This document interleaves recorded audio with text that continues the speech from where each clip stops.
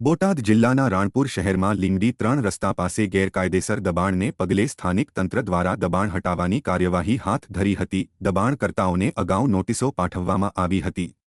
National હાઇવેના અધિકારીની ઉપસ્થિતિમાં રાણપુરના મામલતદાર, નાયબ મામલતદાર વગેરે 45 જેટલા દબાણોને હટાવવાની પ્રક્રિયા હાથ ધરી હતી।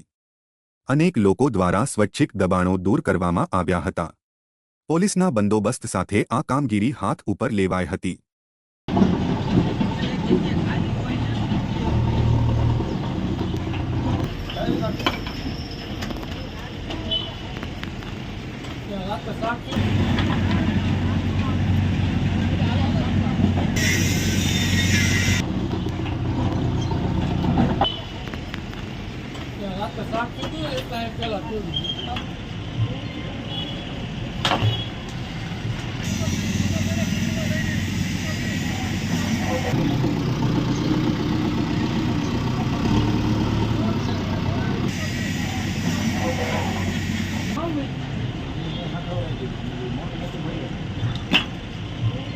के बी गोहिल मामलतदार राणपुर।